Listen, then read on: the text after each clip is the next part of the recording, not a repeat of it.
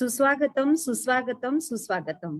Nashik education society व पेठे विद्यालयाच्या शतक महोत्सवी व्याख्यानमाला उपक्रमांतर्गत आपणा सर्वांचे हार्दिक स्वागत.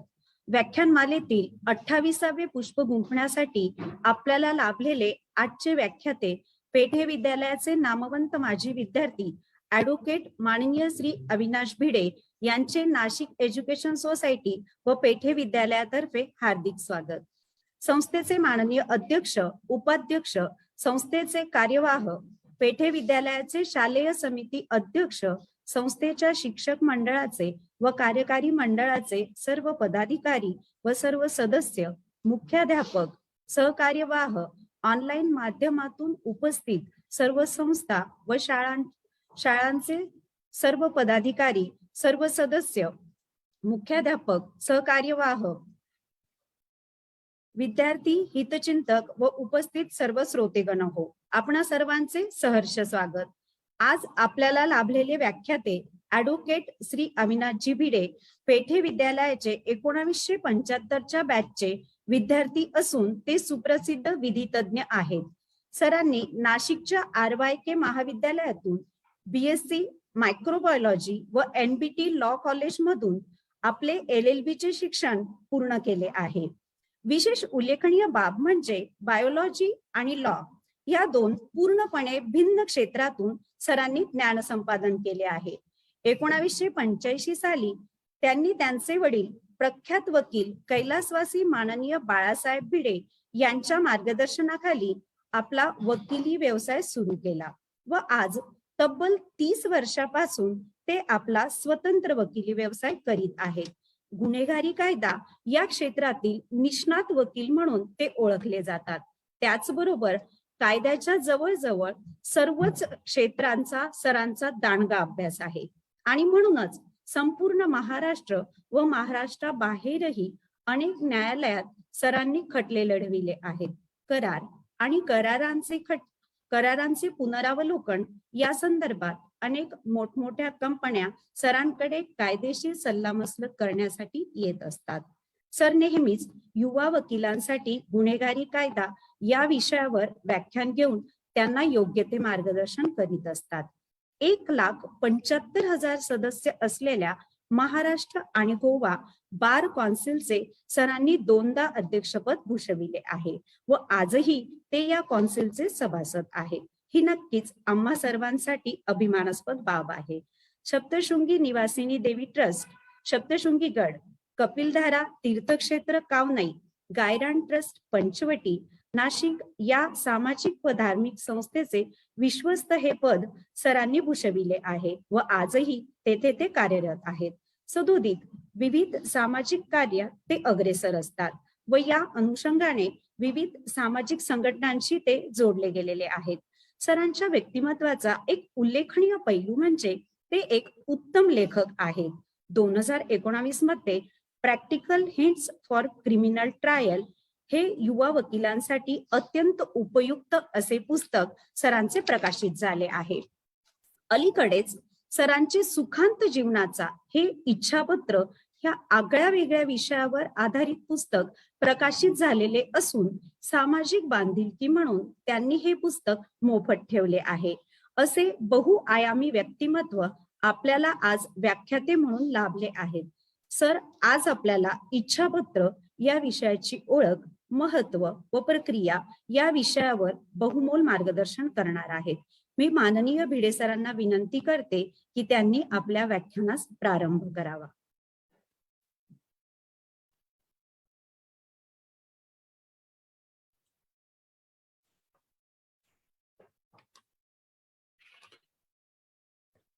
सर्वांना नमस्कार. नाशिक एज्युकेशन सोसायटीचे अध्यक्ष फडके सर, त्याचप्रमाणे सोसायटीच्या ट्रस्टी मंडळाचे अध्यक्ष रहाळकर सर, सर्व ट्रस्टी मंडळ, संस्थेचे सर्व पदाधिकारी, आज इथे उपस्थित असलेले वार्ड सर, माझे सहकारी ॲडव्होकेट वैशंपाय, त्याचप्रमाणे सर्व शिक्षक वृंद यांना सर्वांना सर्वप्रथम मी नमस्कार करतो, वंदन करतो.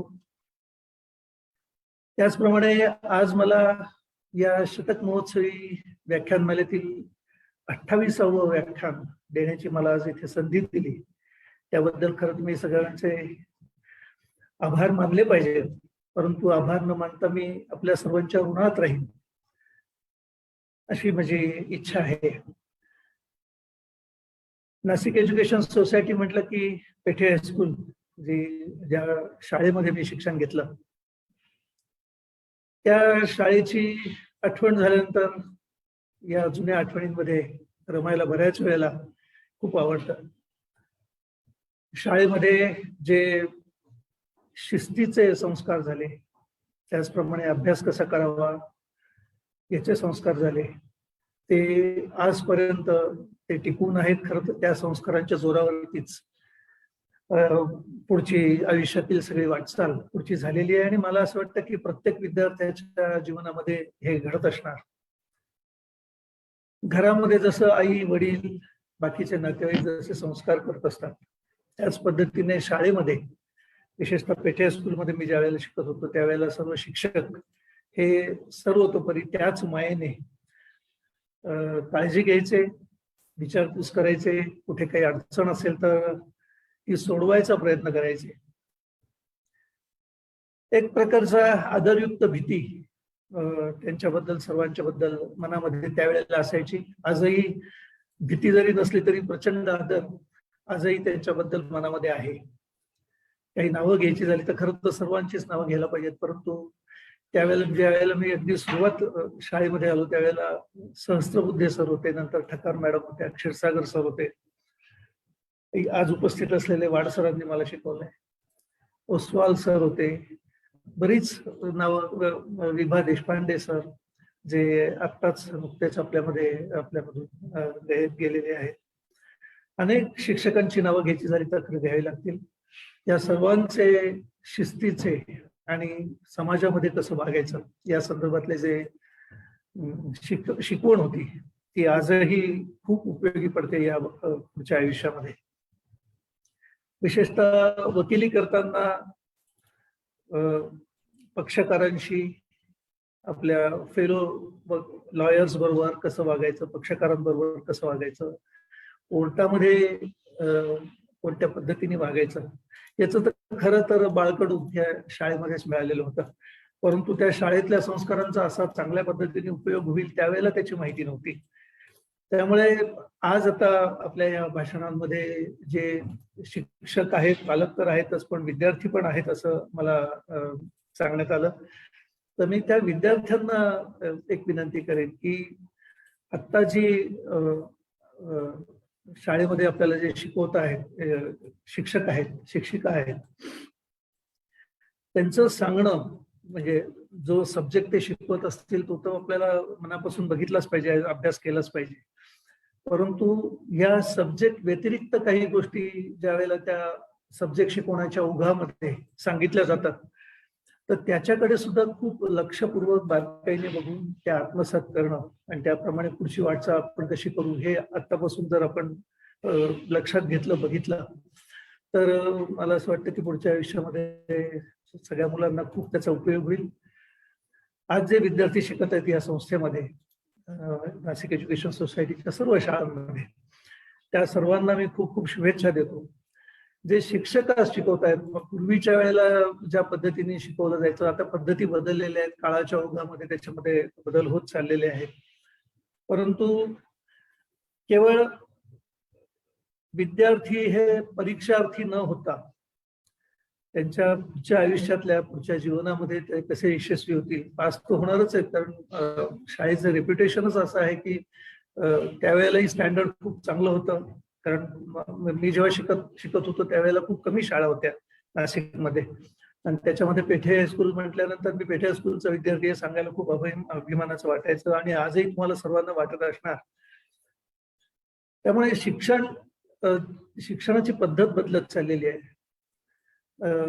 माझे एक मित्र आहेत दाबक, ते नीती आयोगाचे सदस्य होते, त्यांचं एक भाषण मी ऐकताना माझ्या लक्षात आलं की माझ्या वेळेला जी 10-2-3 माझी पहिली बॅच त्याची 10-2-3 शिक्षण पद्धतीची, आता पुढच्या काळात अगदी नजीकच्या काळामध्ये पुढच्या 2-3 वर्षांमध्ये मला असं वाटतं की 5, 3, 3 आणि 4 अशा स्वरूपाचं काहीतरी एक शिक्षण पद्धती योग घातलेली आहे. म्हणजे पूर्व प्राथमिक, मग प्राथमिक, पूर्व माध्यमिक, मग माध्यमिक, उच्च शिक्षण असं अशी ती सुरुवात आहे.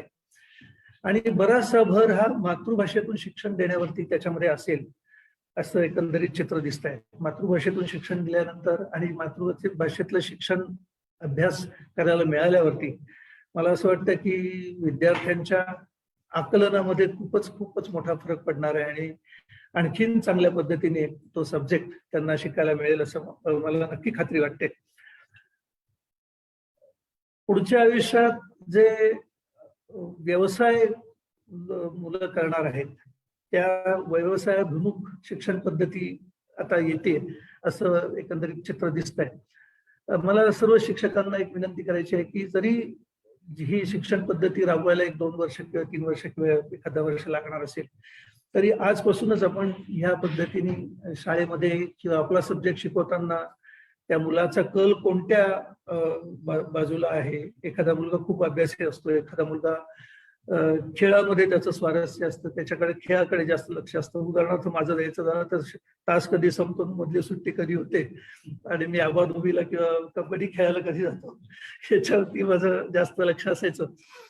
तर हे मुलाचं काय, त्याचा स्वभाव काय आहे, त्याला आवड कशाची आहे याच्याकडे जास्त लक्ष देऊन त्याप्रमाणे जर त्याच्याशी आपल्याला जर काही करता आलं तर त्याचा खूप मोठा फायदा मुलाला तर होणारच आहे, परंतु आपल्या सोसायटीचं नाव आणखीन उज्ज्वल करण्यासाठी त्याचा खूप मोठा फायदा होणार आहे.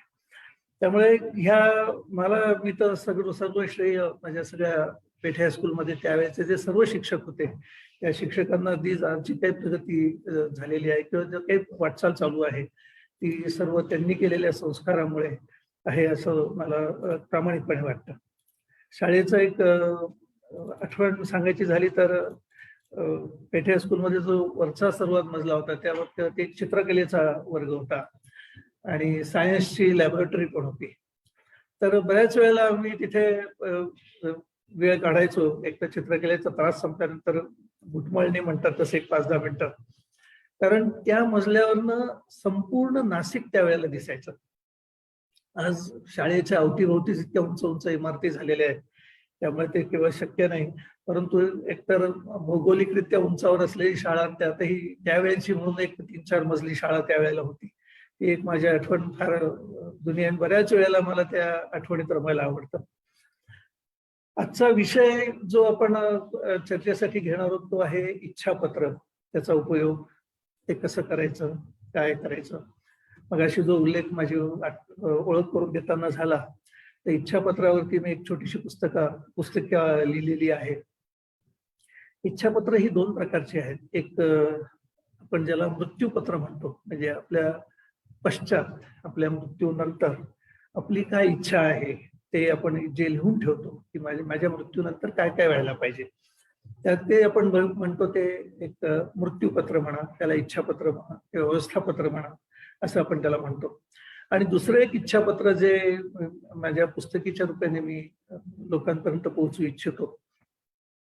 तर एक नवीन, खरं तर कन्सेप्ट खूप जुनी आहे परंतु त्याच्यावरती फारसा विचार झालेला नाही आणि तो एक सब्जेक्ट, तो एक विषय खूपच वेगळा आणि मोठा आहे. मी सरांना थोडी विनंती करेन की पुढच्या या व्याख्यानमालेमध्ये एखादी जर कुठे एखादा वक्ता जर येऊ शकला नाही ऐन वेळेला तर एखाद्या दिवस मला आधी जर कळवलं तर मी नक्की त्या विषयावरती बोलीन. त्याला वैद्यकीय इच्छापत्र असं संबोधलं जातं. आता इच्छापत्र हा जो विषय आहे ज्याला आता आपण मृत्यूपत्र म्हणूया.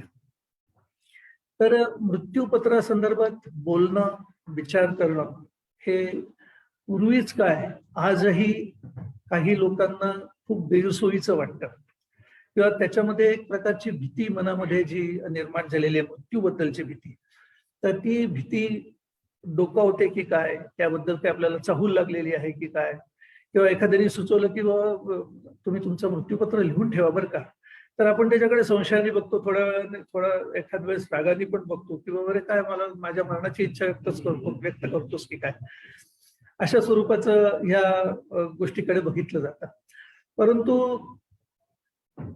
ते जर केलं नाही किंवा त्याच्याबद्दल विचारच केला नाही, तर मग किती अडचणी आपल्या पश्चात, आपल्या नियर अँड डिअर्स, म्हणजे आपले जे सगळे जवळचे पत्नी असेल, मुलं असतील, आई वडील असतील वृद्ध, किंवा त्यांना जे तकलीफ त्यांना सोसावी लागते, तर ती खूप मोठी गोष्ट आहे. आणि त्यांचे काही वेळेला संपत्ती असूनही त्याचा उपभोग आपल्या पश्चात, आपल्या जवळच्या नातेवाईकांना, आपल्या पत्नीला किंवा आपल्या मुलांना तो घेता येत नाही. आपण आपल्या आयुष्यामध्ये खूप कष्ट करतो, जो तो आपापल्या कुवतीप्रमाणे कमावतो. काही लोक शेतजमिनी घेतात, काही लोक घरं बांधतात, काही लोक आपला व्यवसाय वाढवण्यामध्ये त्याचा इन्व्हेस्टमेंट त्याच्यामध्ये करतात आणि व्यवसाय वाढवतात आणि चांगल्या प्रकारे संपत्ती ते एकठ्ठा करतात, गोळा करतात.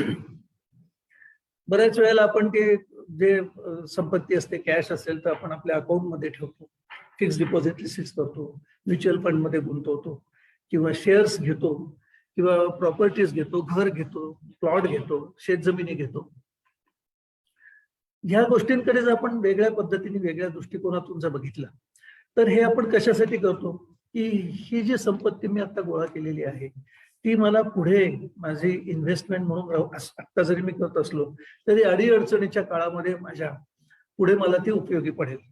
फॉर एक्झाम्पल, आपण कॅश आपण फिक्स डिपॉझिटमध्ये ठेवतो, लिक्विड कॅश असते ती, कधीही पटकन फिक्स डिपॉझिट मोडल्यानंतर कॅश हातामध्ये येते. सोन्यामध्ये काही वेळेला काही लोक गुंतवणूक करतात, सोनं पटकन बाजारात जाऊन देखलं तर आपल्याला कॅश आपल्या हातामध्ये येते. ही काळजी जेव्हा आपण घेतो, त्याच वेळेला आपण आपल्या जवळच्या नातेवाईकांची आपल्या पश्चात हाल होऊ नयेत.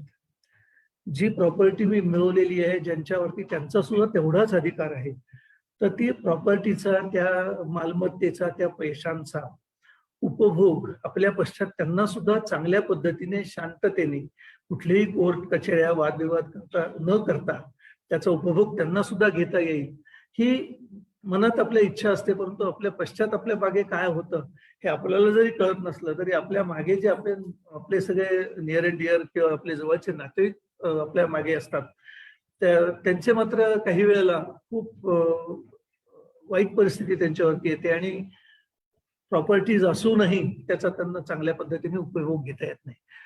त्यामुळे मृत्यूपत्र म्हटल्यानंतर त्याच्याकडे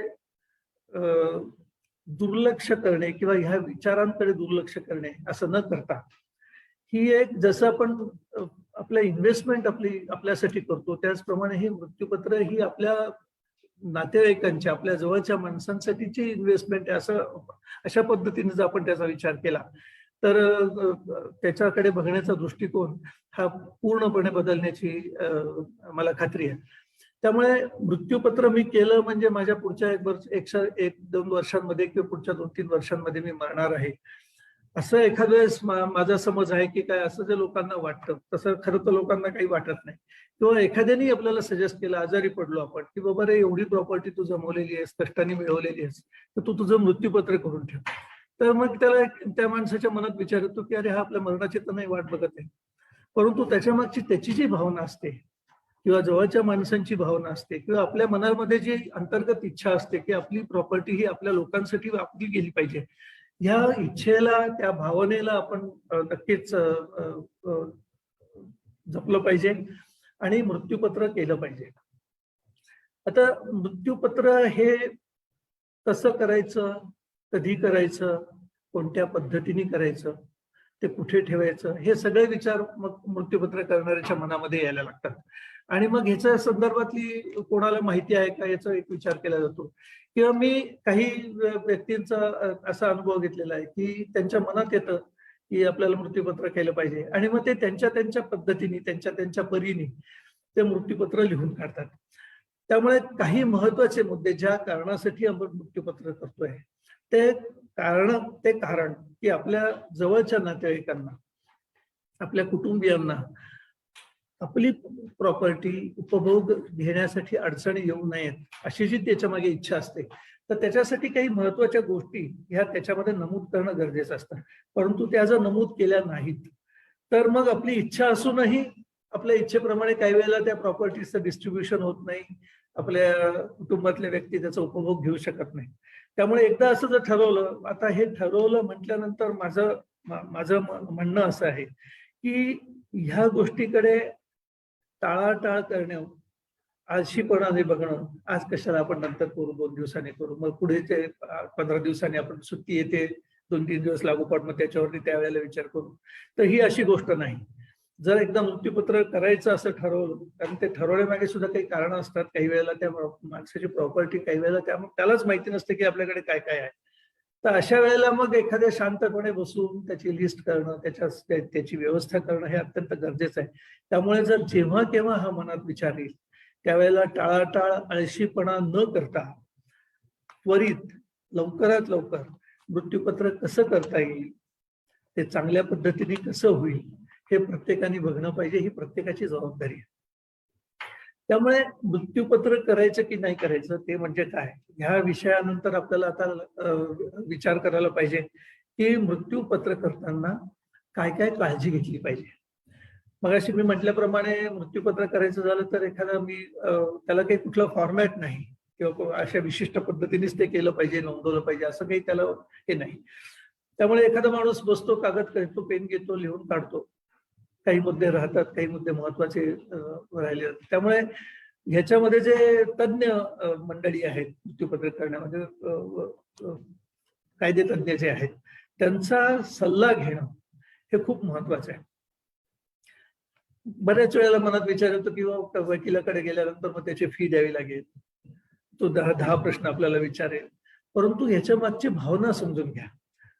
फी तुम्ही एक्सपर्टकडे गेलात किंवा खूप वर्ष प्रॅक्टिस झालेल्या वकिलाकडे गेलात तर एखाद्या त्याच्या अनुभवाची फी तो आकारू शकतो, किंवा तुमच्या सगळ्या व्यवस्था व्यवस्थितपणे मांडून देण्याची, सल्ला देण्याची फी तो, परंतु फी देतो म्हणून वकिलाकडे जायचं नाही किंवा एखाद्या तज्ञाकडे जायचं नाही, असं मला असं वाटतं प्रामाणिकपणे की कृपया असं काही करू नका. तर तज्ञ माणसाकडे, आता तुमचे सीए असतील, त्यांना सुद्धा याच्यातलं ज्ञान असतं, त्यांच्याकडे सल्ला घ्या. एखाद्या आपल्या जवळचे, आपल्या कुटुंबियांमध्ये कोणी वकील असतील किंवा जवळचे ओळखीचे वकील असतील, मित्र असतील, किंवा प्रोफेशनल म्हणून प्रोफेशनलकडे जा आणि मला मृत्यूपत्र करायचं आहे, काय काय मला करायला पाहिजे हे प्रामाणिकपणे, प्रांजळपणे विचारा. त्याच्यासाठी जी काही फी द्यावी लागेल ती द्या, कारण हे सगळं तुम्ही इन्व्हेस्ट करता तुमच्या कुटुंबियांसाठी. आणि म्हणून मृत्यूपत्र करताना काय काय केलं पाहिजे ह्या गोष्टींचा आपण आता विचार करू. मृत्यूपत्र करताना सुरुवातीला आपली काय प्रॉपर्टी आहे, मग ती इमूवेबल आहे, मुव्हेबल आहे, शेती आहे, प्लॉट्स आहेत, आणखीन घरं वगैरे आहेत, याची एक यादी करायला पाहिजे. त्याचप्रमाणे आपल्याकडे कॅश मध्ये पैसा अडकं किती आहे, आपल्याकडे दागिने किती आहेत, आपण स्वतः कमवलेले ह्या सगळ्या वस्तू ज्या असतील. काही वेळेला काही लोकांकडे वडिलोपार्जित प्रॉपर्टी आलेली असते. आता वडिलोपार्जित प्रॉपर्टीचे विगतवारी किंवा व्यवस्था मृत्यूपत्रामध्ये आपल्याला लावता येत नाही, कारण ती वडिलोपार्जित आलेली असते. आपल्या वारसांचा पण त्याच्यामध्ये बाय बर्थ हक्क निर्माण झालेला असतो, त्यामुळे तो तसा डावलता येत नाही.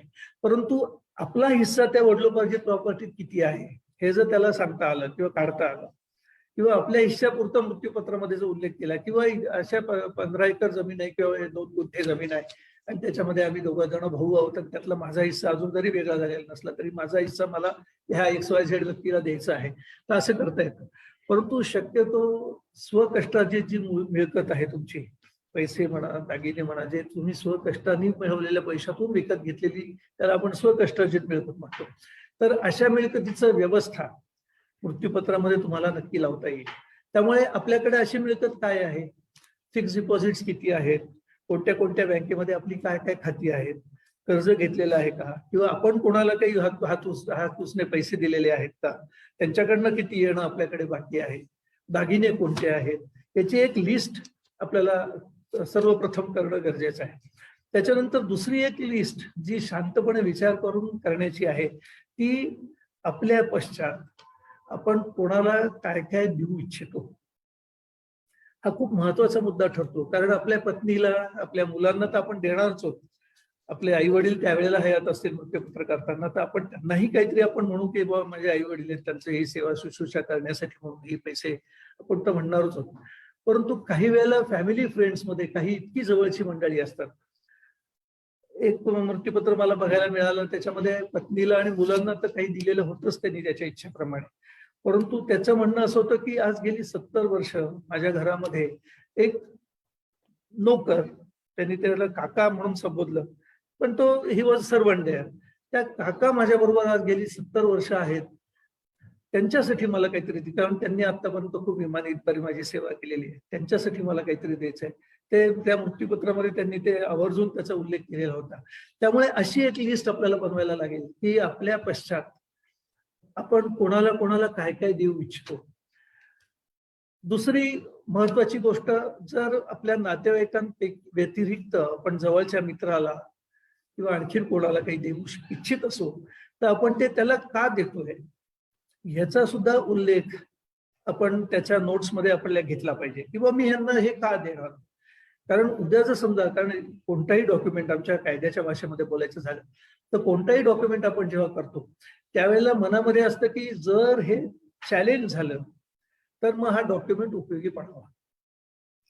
त्यामुळे पुढे एखाद वेळेस यदा कदाचित माझ्या पश्चात माझं मृत्यूपत्र जर चॅलेंज झालं की हे मृत्यूपत्र खोटं आहे किंवा हे मृत्यूपत्र बळजबरीने लिहिलं गेलेलं आहे वगैरे वगैरे, तर त्यावेळेला मग ह्या माणसाला देण्याची काही गरज नव्हती, तो तर आमच्या परिवाराचा पण सदस्य नाही वगैरे असे जर प्रश्न निर्माण होतात, तर त्यावेळेला माझी इच्छा काय आहे त्या माणसाला, माझ्या मित्राला किंवा माझ्या शेजाऱ्याला किंवा आणखी कोणाला किंवा माझ्याकडे काम करणाऱ्या माणसांना मी का देतोय याचाही उल्लेख करणं गरजेचं आहे, जेणेकरून ड्राफ्टिंग करताना, मसुदा तयार करताना वकिलांना किंवा तज्ञ व्यक्तीला त्याचा खूप उपयोग होईल आणि त्या त्या वेळेला त्या त्या ठिकाणी त्या गोष्टी त्या लिहिल्या जातील. त्यामुळे ह्या लिस्ट पहिले आपल्याकडे काय आहे, आपण कोणाला काय काय देऊ इच्छितो, कोणाला देऊ इच्छितो त्यांची एक लिस्ट, आपण त्यांना हे का देऊ इच्छितो याची एक विगतवारी किंवा मीमांसा.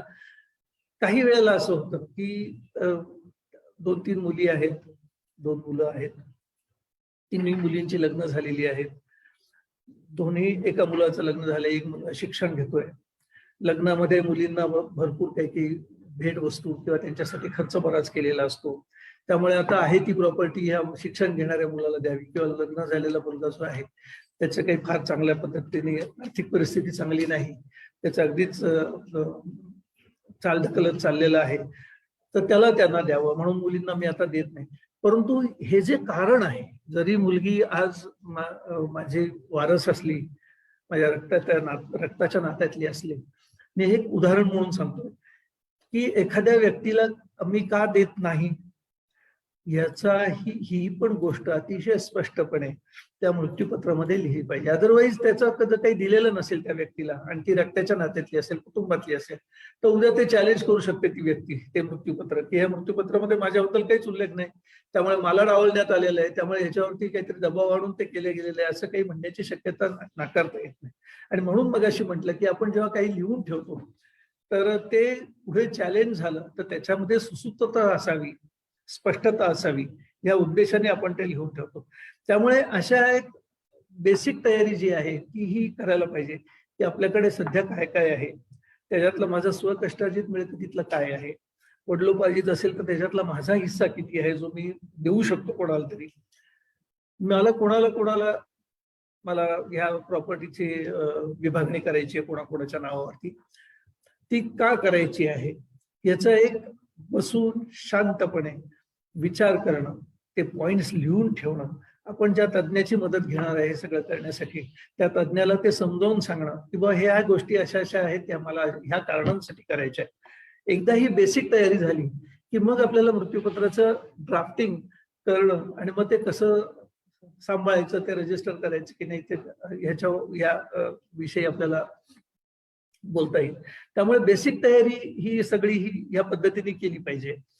नंतर मग आपण जेव्हा एखाद्या तज्ञ माणसाचा मदत घेणार आहोत या सगळ्या मृत्यूपत्र करण्यासाठी, तर त्या तज्ञाकडे गेल्यानंतर आपली मनातली इच्छा काय आहे हे त्यांना सांगणं खूप महत्वाचं आहे.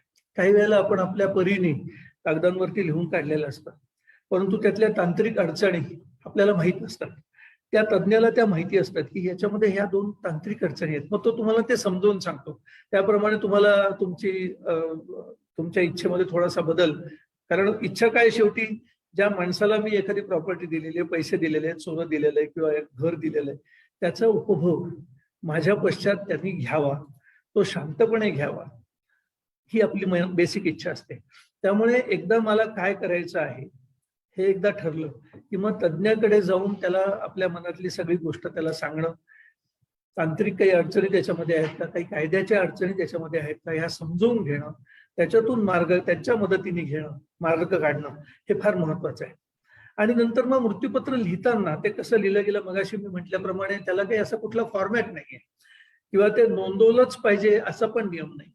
परंतु जर नोंदवलं गेलं मृत्यूपत्र सब रजिस्ट्रारकडे, तर पुढे एक्झिक्यूट करताना ते मृत्यूपत्र आपल्या पश्चात सोयीचं जातं. जे एक्झिक्युटर्स असतात त्यांना ते सोयीचं जातं. त्यामुळे मृत्यूपत्र हे करताना कुठल्याही साध्या स्वच्छ कागदावर केलेलं चालतं. ते एखाद्या स्टॅम्प पेपरवरतीच केलं पाहिजे असं कुठलंही बंधन नाही. त्यामुळे जो कागद जास्त चांगला टिकणारा आहे अशा कागदावरती ते मृत्यूपत्र लिहिलेलं असावं. मृत्यूपत्र लिहिताना शक्य झाल्यास ते स्वहस्ताक्षरात लिहावं. एखाद्याचं हस्ताक्षर जर गिचमिड असेल आणि त्याला जर त्याच्या आयुष्यात त्याचा अनुभव आला असेल की दुसऱ्याला ते वाचताच येत नाहीये, तर त्यांनी मात्र ती काळजी घेतली पाहिजे. कारण तुमच्या पश्चामध्ये जर ते दुसऱ्या तिराईत माणसाला जर ते नीट वाचता आलं नाही तर त्याचा काही उपयोग नाही. त्यामुळे कागदावरती लिहिताना ते स्वहस्ताक्षरात लिहा. स्वहस्ताक्षरात लिहिताना आपलं हस्ताक्षर चांगलं असेल तर प्रश्नच मिटला, पण चांगलं नसेल तर ते चांगल्यात चांगलं हस्ताक्षर काढण्याचा प्रयत्न करा. आणि तसंही होत नसेल तर मग चांगल्या दुसऱ्या कुठल्या तरी माणसाकडनं ते व्यवस्थित लिहून घ्या. त्यामुळे स्वहस्ताक्षरात असणं, चांगल्या स्वच्छ कागदावरती असणं. तिसरी गोष्ट, जी भाषा तुम्ही वापरणार आहात ती शक्यतो मातृभाषा वापरा. काही वेळेला इंग्लिशमध्ये लिहिण्याचं खूप फॅड असतं आणि मग त्याचे अर्थ काही वेळेला त्या स्टेटमेंटचे खूप वेगवेगळे निघायला लागतात. त्यामुळे मातृभाषा, समजा मी मराठीमध्ये शिकलेलो असेल, माझी मातृभाषा मराठी असेल, तर मराठीमध्ये ते लिहिणं किंवा लिहून घेणं किंवा टाईप करतात काही लोक, तर ते टाईप करून घेणं हे अत्यंत आवश्यक आणि सोयीचं ठरू शकतं. वापरलेली जी भाषा आहे, आपण जी भाषा वापरणार आहोत, जरी ती मराठी असली तरी सोप्या पद्धतीने ते लिहिलेलं असावं, सोपं आणि सुस्पष्ट. आता सोपं म्हणजे एकच मला काही गोष्ट सांगायची आहे, परंतु ती बऱ्याच 4 लाईन्स राहील असं एक वाक्य केलं मी तयार. आणि मग पहिल्या लाईनीमध्ये काय म्हटलेलं आहे, त्या वाक्य संपताना शेवटच्या लाईनीमध्ये काय आलं याचा जर ताळमेळ बसत नसेल तर त्याचा म्हणजे उपयोग होणार नाही, त्याच्यातून नक्की काय अर्थ निघतो ते समजणार नाही. आणि म्हणून छोटी छोटी वाक्य, मला समजा आता ह्या XYZ बँकेतलं मला अकाउंट मधले माझे 100 रुपये आहेत, त्यातले 50 रुपये मला या माणसाला द्यायचे. तर बँकेचं नाव, खात्याचा नंबर, त्या अकाउंटमध्ये आज मितीस, कारण आपण कधी मरणार आहोत आपल्याला माहित नाही, पुढे आपण 10 वर्ष सुद्धा जगणार असू, त्या खात्यामध्ये आज मितीस इतकी इतकी रक्कम आहे, आज मितीस माझी इच्छा आहे की त्या रकमेतली एवढी रक्कम ह्या माणसाला देण्यात यावी, XYZ जो कोणी असेल तो. अशी छोटी छोटी सोपी वाक्य आणि सुस्पष्ट. एक गमतीचा किस्सा, गंमत म्हणून सांगतो केवळ. एक मृत्यूपत्र बघण्यात आलं, मला वाटतं रेशमपॅनला ते आठवत असेल, एक मृत्यूपत्र बघण्यात आलं आणि ते चॅलेंज झालं होतं. त्याच्यामध्ये हे गंमत म्हणून सांगतोय केवळ, आणि त्यातली महत्व लक्षात यावं म्हणून सांगतोय, जोक म्हणून घ्या, सोडून द्या. त्याच्यामध्ये लिहिलेलं होतं की माझ्या पश्चात माझ्या ह्या XYZ अकाउंट मधली ती जी काही रक्कम त्यावेळेला आता साठलेली किंवा माझ्या मृत्यूच्या वेळेला साठलेली असेल ती सुनीताबाईंना द्यावी. आता सुनीताबाई म्हटल्यानंतर त्यांच्या शेजारी एक सुनीताबाई राहत होत्या. त्यांच्या मुलीचं नाव सुनीता होतं, वरच्या मजल्यावरती पण एक सुनीता होत्या, आणि मग तो नक्की सुनीता कोण म्हणून म्हटलं की हा गमतीचा भाग आहे, मी केवळ जोक म्हणून सांगतोय.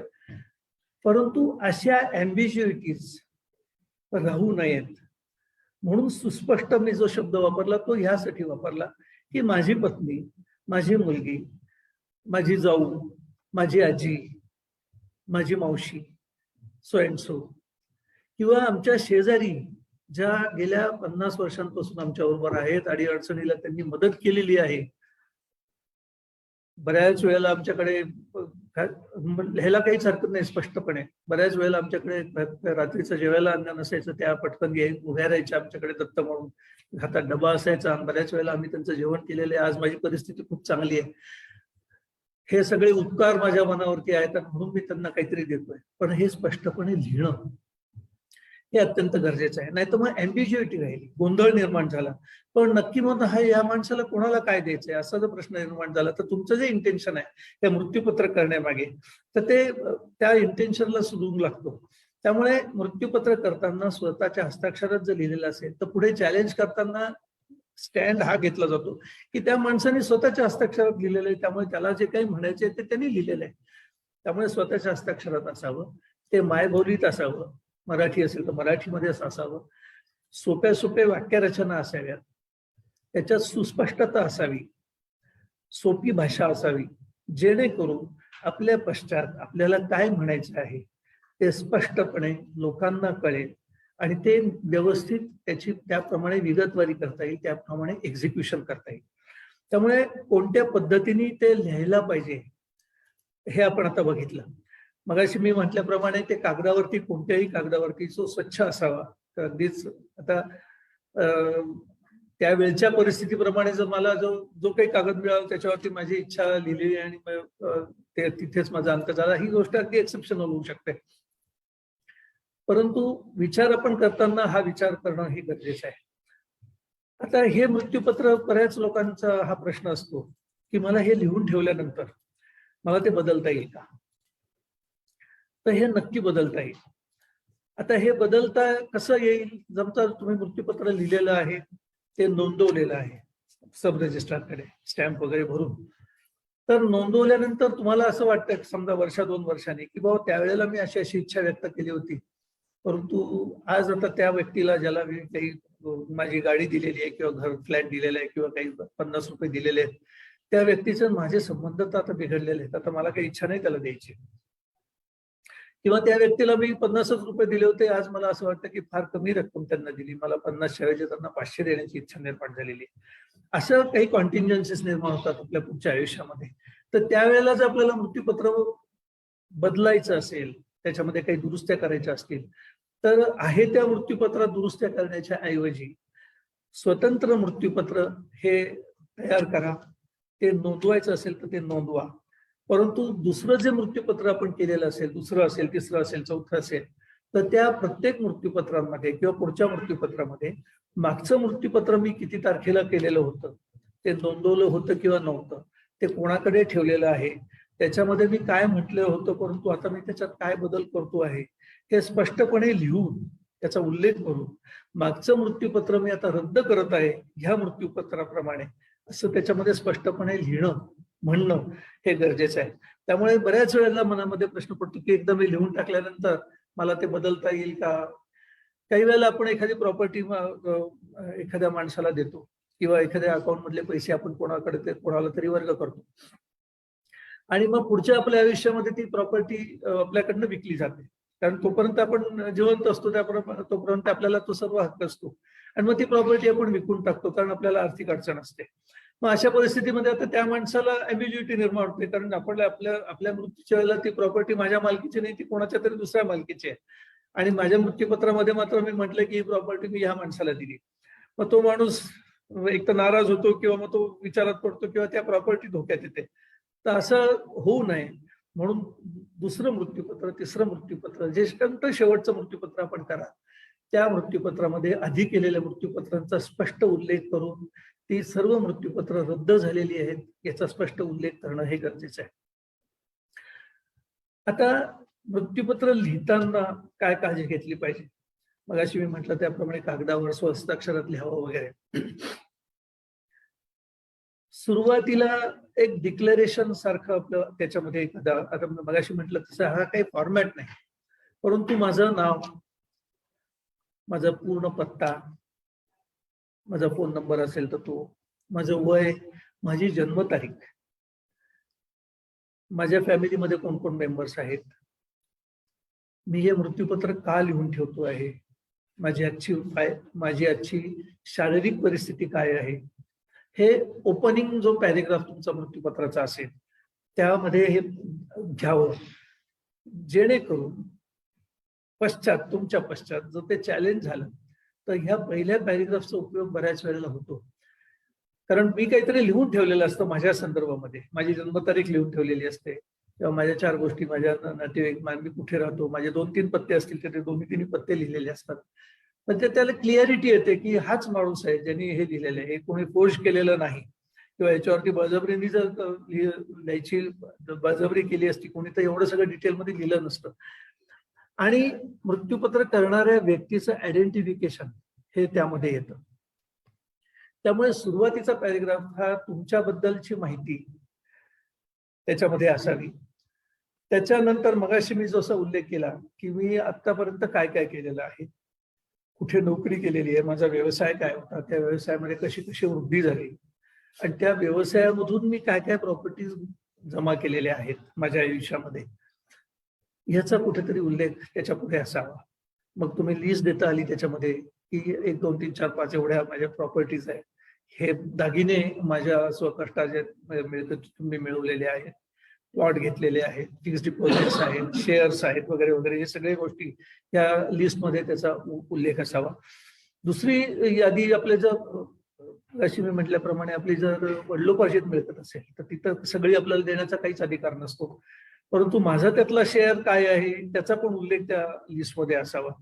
मगाशी नंतर म्हटल्याप्रमाणे मला कोणाला आता द्यायचं आहे, माझ्या जवळचे कोण आहे, नातेवाईक तर आहेतच, परंतु आणखीनही माझे हे 2 व्यक्ती माझ्या प्रिय आहेत व माझा मित्र आहे की आम्ही पहिलीमध्ये असल्यापासून तो माझ्या वर्गामध्ये होता. नंतर आम्ही एकच व्यवसाय सुरू केला, व्यवसायामध्ये आम्ही एकमेकांच्या बरोबर होतो, त्याच्या सुखदुःखाच्या अडचणीत मी होतो, माझ्या अडचणीमध्ये तो होता, म्हणून मी मला काहीतरी द्यायचं आहे. त्यामुळे काय मला द्यायचं आहे, ते कोणाला द्यायचं आहे याचा स्पष्ट उल्लेख, त्या ज्याला कोणाला द्यायचं आहे ते का द्यायचं आहे, कारण त्याच्यावरनं काही वेळेला मृत्यूपत्र चॅलेंज होण्याची शक्यता आहे, याचा उल्लेख मृत्यूपत्रामध्ये सिक्वेन्समध्ये असावा. त्याच्यानंतर कोणती गोष्ट कोणाला द्यायची आहे, मग अशी आपल्याला कोणत्या कोणत्या गोष्टी द्यायच्या आहेत त्याची लिस्ट, कोणाला द्यायची त्याची यादी. त्याच्यानंतरचे जी मृत्यूपत्राचा जो मसुदा असेल किंवा बॉडी असेल त्याच्यामध्ये घर आहे, त्या घरातला पहिला मजला, तळ मजल्यावरती या माणसाने राहावं त्यांच्या मालकीचा आहे. पहिला मजला जो आहे तो मी मुलीला देतोय, नाव तिचं आता लग्नानंतरचं नाव तिला द्यावा, तिने तिथे राहावं किंवा तिने तिच्या आयुष्यामध्ये तिला गरज पडेल तेव्हा तिने ते विकावं वगैरे वगैरे ह्या गोष्टी. त्यामुळे त्याच्यामध्ये सुस्पष्टता येते की बाबा हे मी कोणाला देतोय, ते का देतोय आणि त्यांना त्याचा उपयोग त्याचा माझ्या पश्चामध्ये व्हावा, ह्या गोष्टींचा सगळा उल्लेख त्याच्यामध्ये असणं गरजेचं आहे. त्यामुळे हे सगळं झाल्यानंतर मग शेवटचा जो पार्ट राहतो तो मग सह्या आणि एन्डॉर्समेंट्स असतात काही खाली, किंवा मी हे जे मृत्यूपत्र आहे ते मी होशो हवाश मध्ये आपण सिनेमामध्ये बघतो कुठलाही नशा पाणी न करता वगैरे वगैरे लिहिलेलं आहे, या 2 लोक त्यांच्या समक्ष लिहिलेला आहे. हा जो शेवटचा पॅरेग्राफ असतो त्याच्यामध्येही सुस्पष्टता असणे अत्यंत गरजेचं आहे.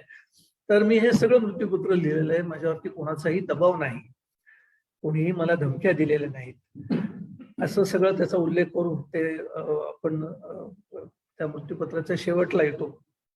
आता हे मृत्यूपत्रावरती सही करताना काय काय काळजी घेतली पाहिजे ही एक महत्वाची गोष्ट आहे. काही वेळेला काही माणसाची प्रॉपर्टी इतकी छोटी असते की एखाद्या पानामध्ये ते सगळं संपून जातं. काही वेळेला काही मृत्यूपत्र जी मी बघितली आहेत 3-3, 4-4 पानांची असतात, बरेचसे डिटेल्स आपल्याला कारण लिहायचे असतात त्याच्यामध्ये. तर ह्या ज्या सह्या केल्या जातात तर ही सही मृत्यूपत्र करणाऱ्या माणसांनी प्रत्येक पानावरती करणं गरजेचं आहे. मृत्यूपत्राच्या शेवटी तर आपण सही करतो, आपलं नावही लिहितो, फोन नंबर वगैरे काय पत्ता बित्ता सगळं आपल्या हस्ताक्षरात लिहितो, परंतु प्रत्येक पानावरती सही करणं हे अत्यंत गरजेचं आहे. ज्या 2 साक्षीदारांसमक्ष ही सही होणं हे गरजेचं आहे.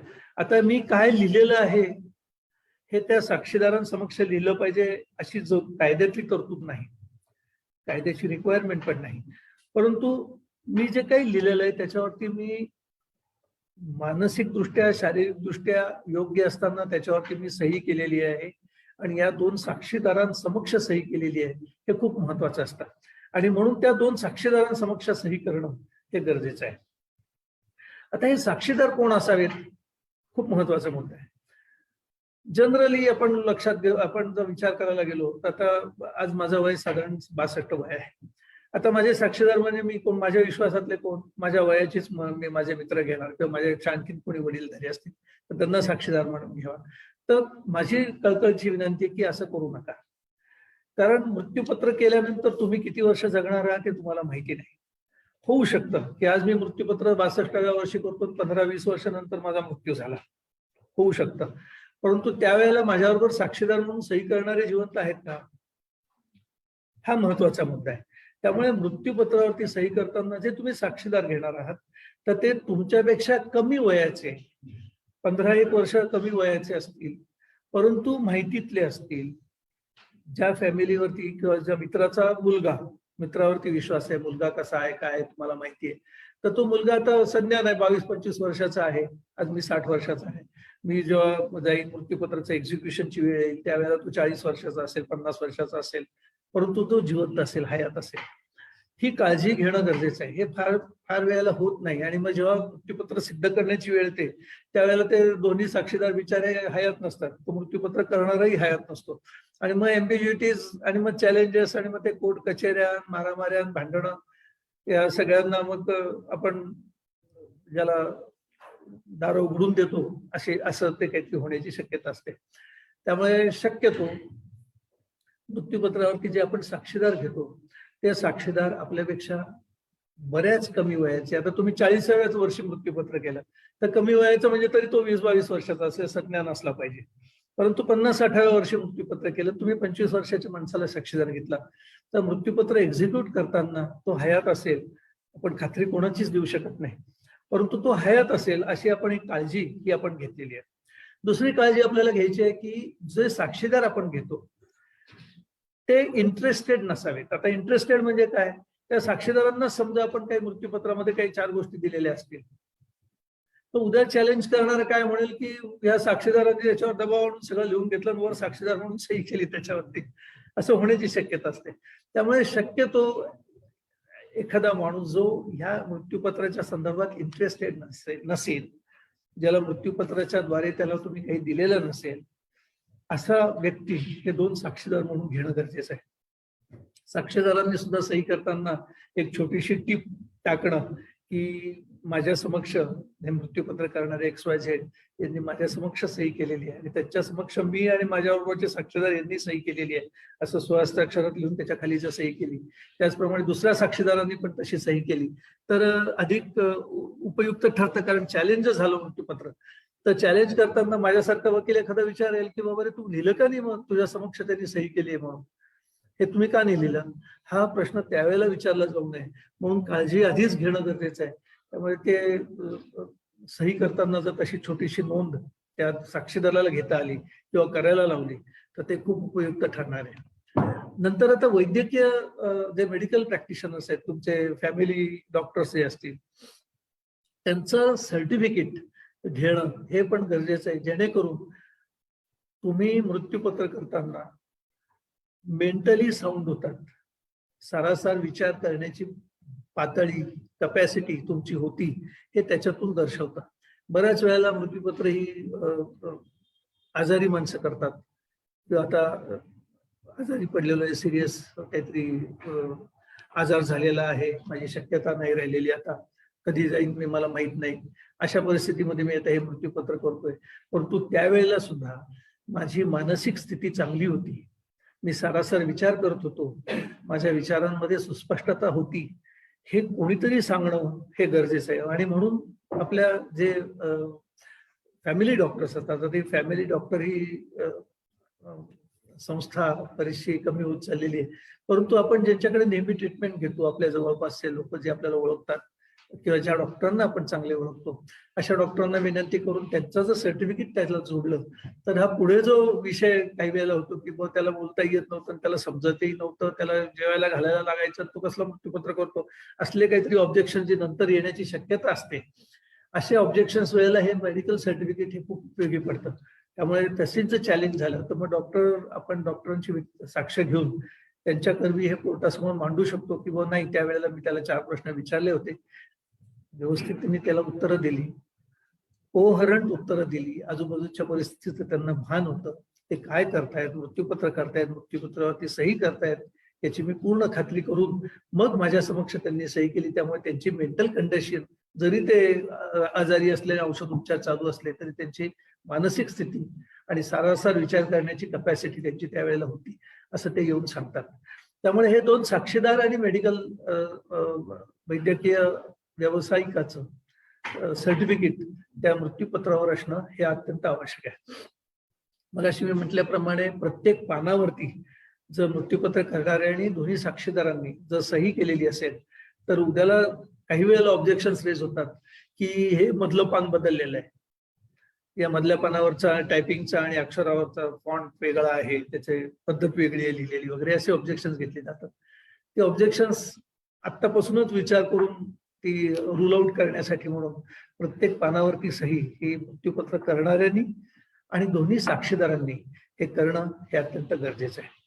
आता हे मृत्यूपत्र आपण करतोय हे जर कोणाला माहितीच नसेल किंवा मृत्यूपत्र आपण करून ठेवलेलं आहे हे कोणालाच माहिती नसेल, तर आपल्या मृत्यू पश्चात त्या मृत्यूपत्र दिवसाचा उजेड बघत नाही आणि मग वादावादीत भांडणांना ऊत येतो. त्यामुळे असं मी मृत्यूपत्र केलेलं आहे हे 2 प्रतीमध्ये करावं, फार त्याच्या प्रती काढू नये. एक प्रत ही आपल्या लॉकरमध्ये किंवा आपल्या सेफ कस्टडीमध्ये जिथे कुठे असेल ती ठेवावी.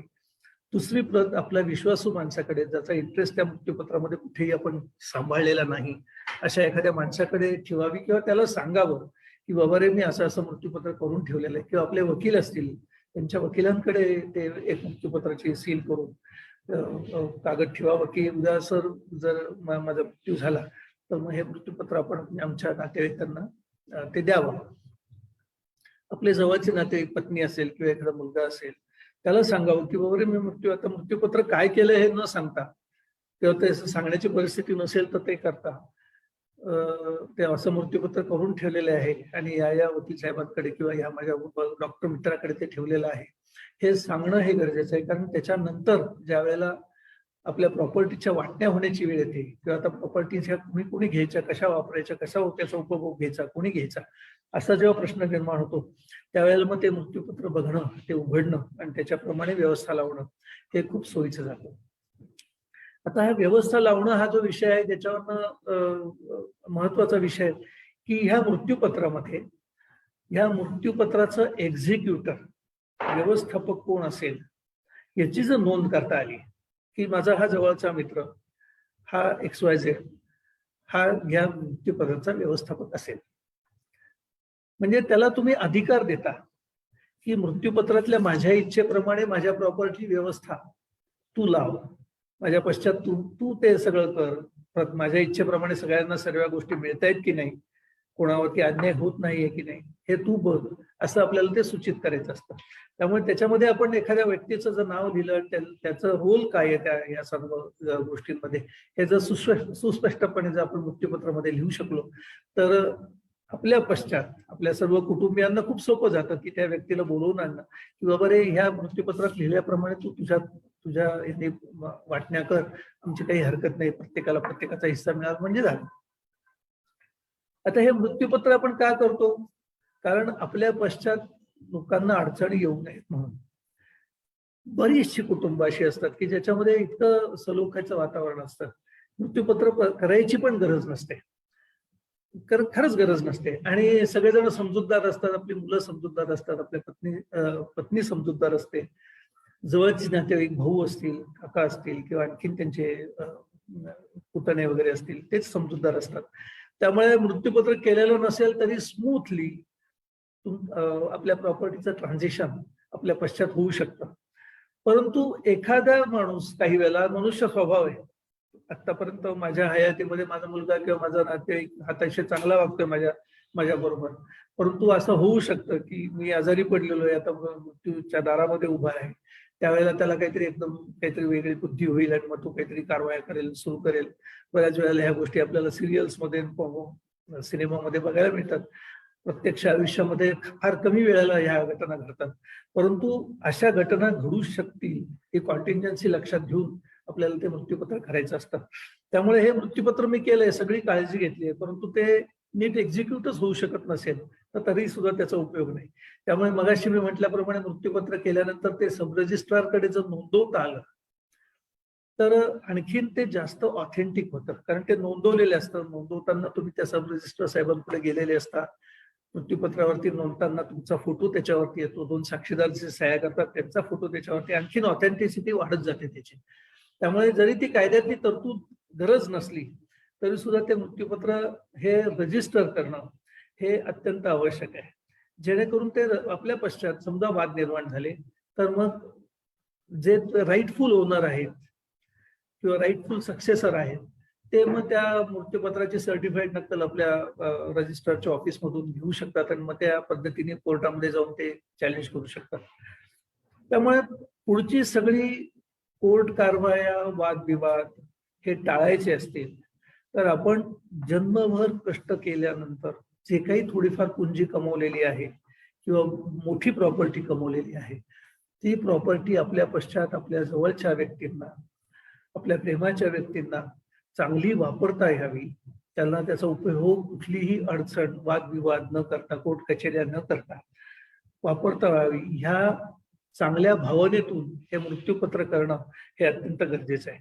त्यामुळे अगदी सुरुवातीला म्हटल्याप्रमाणे मृत्यूपत्र म्हटल्यानंतर लोकांच्या मनामध्ये काही वेळेला भीती निर्माण होते, कपाळावरती आठ्या पडतात, आता काय घाई आहे, अजून तर आपल्याला खूप आयुष्य बाकी आहे, नंतर करू, अजून हे होऊ दे, मग आणखीन मी काहीतरी कमवतो.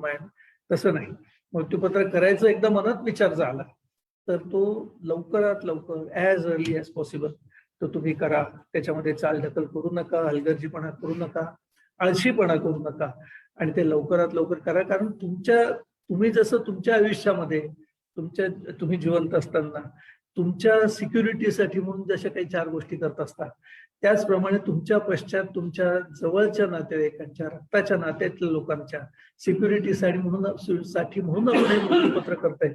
या भावनेनेच आपण हे मृत्यूपत्राकडे बघितलं तर मला असं वाटतं की ते मृत्यूपत्र करणं हा विचार हा खूप चांगला विचार आहे. ह्या विचाराने तुम्ही या गोष्टीकडे बघा. मगाशी म्हटल्याप्रमाणे इच्छापत्र हा विषय आजचा आपला आहे. एक छोटीशी पुस्तिका, अगदी आता वेगळा विचार, एक छोटीशी पुस्तिका मी याच्यावरती लिहिलेली आहे, एक सामाजिक भान ठेवून समाजाला उपयोगी पडावी म्हणून. इच्छापत्र 2 प्रकारचे आहेत. एक मगाशी आपण सगळा जो उल्लेख केला, चर्चा केली तसं मृत्यूपत्र, तेही आपलं इच्छापत्रच आहे, पण ते आपल्या पश्चात, आपल्या मृत्यूनंतर काय काय करावं या संदर्भातल्या आपल्या ज्या इच्छा आहेत त्या संदर्भात लिहून ठेवलेला लेख, त्याला आपण मृत्यूपत्र म्हणतो. परंतु जसं आपल्या पश्चात आपण आपल्या जवळच्या कुटुंबियांची काळजी घेतो तसं आपल्या हयातीत सुद्धा आपण आपली काळजी घेणं हे अत्यंत गरजेचं आहे.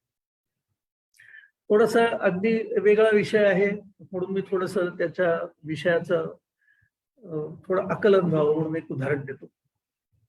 बऱ्याच वेळेला आपण आपल्या जवळच्या नातेवाईकांसाठी किंवा आपल्या मित्रांसाठी किंवा आपल्या फॅमिली फ्रेंड्स जे हॉस्पिटलमध्ये ऍडमिट आहेत त्या लोकांना भेटायला जातो किंवा त्यांची विचारपूस करायला जातो. काही वेळेला ते स्पेशल रूम मध्ये असतात, ट्रीटमेंट चालू असते, फारसा सिरियस आजार नसतो, लवकरात लवकर बरे होणारे असतात, ते बरे होऊन घरी पण येतात. काही वेळेला इन्फेक्शियस आजार असतो, संसर्गजन्य रोग ज्याला आपण म्हणतो, तर ते इन्फेक्शियस आजार असतील तर आपल्याला त्यांच्या जवळ जाता येत नाही. काही वेळेला ही अशी मंडळी आयसीयू मध्ये असतात, आयसीयू मध्ये परवानगी नसते, आपण जातो दरवेळेला, परंतु आपण त्या माणसालाही धोक्यात आणतो, स्वतःही धोका पत्करतो आणि बाकीचे जे पेशंट त्या आयसीयू मध्ये असतात त्यांना पण धोका निर्माण करतो. परंतु डॉक्टरांची परवानगी घेऊन किंवा तिथल्या जे अटेंडंट असतील त्यांची परवानगी घेऊन एक जाऊन आपण त्यांची भेट घेतो. त्यावेळेला नकळत काही वेळेला काही लोकांच्या मनात विचार येत असेल की पहा काय माणसाची अवस्था आहे, इतके आयुष्यभर त्यांनी इतके कष्ट केले, इतके मोठे साम्राज्य उभं केलं वगैरे वगैरे, आणि आज मात्र तो गरीब गात्र बेडवरती पडलेला आहे. हीच गोष्ट आपल्या बाबतीतही होऊ शकते, कारण काही होऊ शकतं, ऍक्सिडेंट होऊ शकतो, आपण एखादा सिरियस आजार आपल्याला डिटेक्ट होऊ शकतो, त्याचं निदान होऊ शकतं. तर अशी जर वेळ आली ज्याला टर्मिनल इलनेस ज्याला म्हणतात, टर्मिनली इल, म्हणजे जो आजार अशा स्टेजला आहे की कितीही औषध उपचार त्या माणसाला दिले, ऑपरेशन्स केली, कितीही जगातले उत्तम उत्तम औषधं दिली, तरी सुद्धा आजचं मरण 2 दिवसांनी, 2 महिन्यांनी, 6 महिन्यांनी येणारच आहे. इथे आपण एक गोष्ट लक्षात घेतली पाहिजे की हा जगाचा नियम आहे की प्रत्येक माणूस जो जन्माला येतो त्याचा मृत्यू हा अटळ आहे. फक्त तो कधी होतो हे आपल्या हातात नाही, तो कसा होतो हे आपल्या हातात नाही. परंतु मृत्यू समीप येत असताना मी स्वतः माझ्या मृत्यूपर्यंत कशा पद्धतीने मी जगायला पाहिजे हा मात्र मला अधिकार आहे. मग आता मी माझ्या आयुष्यामध्ये साम्राज्य उभं केलेलं आहे, 2-4 माझ्या फॅक्टरीज आहेत, माझ्या हाताखाली हजारो लोक काम करतायत, त्यांचा पोशिंदा मी आजपर्यंत होतो. इतक्या लोकांना मी मदती केली, इतक्या सामाजिक संस्थांमध्ये मी काम केलेलं आहे. आणि आता आज मात्र मी गलित गात्र होऊन दुसऱ्यावरती अवलंबून मी हॉस्पिटलमध्ये पडलेलो आहे. इतका की माझी नैसर्गिक क्रिया करण्यासाठी सुद्धा मला दुसऱ्याची मदत घ्यावी लागते. आणि एवढं सगळं होऊ नये मला माहिती आहे की माझा जो कॅन्सर बळावलेला आहे फॉर एक्झाम्पल, तो माझ्या संपूर्ण शरीरामध्ये पसरलेला आहे, माझ्या मेंदूमध्ये पसरलेला आहे. आणि it is not likely that I will come back and I will be good. मला लवकरात लवकर बरं होण्याची शक्यता नाही, असं काही वेळेला एक परिस्थिती निर्माण होते. काही वेळेला डॉक्टर्स आपल्या नातेवाईकांना किंवा तुम्हाला सांगतात किंवा आता मी हात टेकले, आता देवावरती भरोसा. ती वेळ अशी असते की तुमचा आजार जो अत्यंत सिरियस आहे तो आजार इतका बळवलेला असतो की त्या आजारातून बरं होण्याची शक्यता मावळलेली असते, ऑलमोस्ट नो. अशा परिस्थितीमध्ये माझ्या शरीराची प्रयोगशाळा होऊ द्यायची का? मी जर समजण्याच्या परिस्थितीमध्ये असेल, काय चाललंय हे मला समजतंय, मला बोलता येतंय, परंतु होऊ शकत नाहीये, काहीही उपयोग नाही, तरी मला सुया टोचल्या जात आहेत, व्हेंटिलेटरवर ठेवलेलं आहे, आणखीन व्हॉटनॉट का? ह्या व्यतिरिक्त जो काही माझा आजार आहे, आता झालंय, माझे ट्रीटमेंट घेऊन सगळं झालेलं आहे, सगळ्या प्रकारची ट्रीटमेंट माझी संपलेली आहे. आता याच्या पुढे कुठली ट्रीटमेंट उपलब्ध नाही, शिल्लक राहिलेली नाही. त्यावेळेला मग मी जर माझा आजार जर संसर्गजन्य नसेल, मी बोलू शकत असेल, काय आजूबाजूला चाललेलं आहे समजू शकत असेल, तर मग मला माझ्या कुटुंबियांसमवेत त्या आयसीयूच्या काचेच्या दाराआड न ठेवता मला कुटुंबियांसमवेत मला जर ठेवलं, माझे बरं होण्यासाठी करावी लागणारी सगळी ट्रीटमेंट ही थांबवावी, त्या आजारातून मला जे काही वेदना होत आहेत त्या कमीत कमी कशा होतील, त्या सुसह्य कशा होतील, एवढीच फक्त ट्रीटमेंट मला चालू द्यावी, जेणेकरून माझे काही 2-3 महिने, 2 दिवस का वर्षभर राहिलेलं आहे ते माझ्या मुलाबाळांमध्ये, नातवंडांमध्ये मी घालवीन आनंदाने. जे काही आहे ते माझ्या समोर चाललेलं आहे, त्यांनाही समाधान. याच्यामध्ये एक उदाहरण आपण थोडंसं घेऊया, हा विषय आकलन करण्यासाठी म्हणून वेळ सांगतो. एखादा कुटुंबातली व्यक्ती खूप सिरियस आजारी आहे, कॅन्सर सारख्या आजारी, अल्झायमर सारख्या आजार असतात, ते जे सिरियस बळावत जातात पुढे, सगळी गात्र काम करत नाही, काही पोट सुद्धा हलवता येत नाही आणि तो माणूस मात्र जिवंत असतो. असं आपल्या कुटुंबातली व्यक्ती आजारी आहे, आयसीयू मध्ये आहे, बरेच महिने झाले ट्रीटमेंट चालू आहे, डॉक्टरांनी पण आपल्याला सांगितलंय की घरी घेऊन जा. खरं तर डॉक्टरांचे जे इथिक्स आहेत, जी त्यांनी शपथ घेतलेली असते, त्याच्यामध्ये ही परवानगी नसते. त्यांना शपथ दिलेली असते, ते त्या पद्धतीने कामही करतात की जास्तीत जास्त ट्रीटमेंट मी या माणसाला कसा वाचवेल अशीच ट्रीटमेंट मी देईन. परंतु एक स्टेज अशी येते त्यावेळेला मग त्या माणसाचे जे जवळचे कुटुंबीय असतात ते अगदी उरापोटावर प्रयत्न करत असतात, अगदी जेवढे शक्य असतील तेवढे सगळे, अगदी गंड्या दोऱ्यापासून आयुर्वेदिक, ॲलोपॅथिक, आणखीन दुसऱ्या कोणत्या पॅथी असतील त्या सगळ्यांची औषधं त्यांना दिली जातात, वाचवण्याचा प्रयत्न केला जातो. कारण माझ्या जवळचा माणूस, माझे वडील, माझी आई, माझी पत्नी, माझा मुलगा कुठेतरी तिथे आयसीयू मध्ये आहे आणि मी मात्र काहीच करत नाही, ही एक भावना असते आणि त्याच्यात गैर काही नाही, ते करायलाच पाहिजे. काही वेळेला आणखीन एक भावना मनामध्ये असते, लोक काय म्हणतील, आपले नातेवाईक काय म्हणतील. डॉक्टर तर मला सांगतायत की अरे नका करू, असं काही हाल होत आहेत काय बिचारायचे, परंतु लोक काय म्हणतील, समाज काय म्हणेल, नातेवाईक काय म्हणतील. आणि मग त्या कोण काय म्हणेल या भीतीपोटी मी त्या औषधोपचार करत राहतो. माझी तर इच्छा असतेच, कारण मला जवळचा माणूस असतो, तो मला त्याला जगवायचा असतो. परंतु ही पण एक इच्छा असते की लोकांनी म्हटलं पाहिजे की बाबा, अदरवाईज लोक म्हणतील काय रे, काय एवढा जवळचा माणूस, तू तुझ्यासाठी एवढं त्या माणसाने केलं, तू तर त्याला औषधोपचारही करत नाहीस. त्यांना प्रत्यक्ष काय परिस्थिती त्यांना एखाद्या वेळेस माहिती नसते. परंतु ही लोकभावना जी आहे, समाज काय म्हणेल, हा एक मनामध्ये खूप मोठी भीती असते. जर आर्थिक परिस्थिती चांगली असेल तर एखाद्या वेळेस हा सगळा खर्च तो माणूस, ते कुटुंब सहन करतात. आर्थिक परिस्थिती चांगली नसेल तर समाज काय म्हणेल, किंवा माझ्या माणसाला वाचवण्यासाठी म्हणून जो मी प्रयत्न करत असतो त्याच्यामध्ये मी कर्जबाजारी होतो, कर्ज काढून तो प्रयत्न करतो.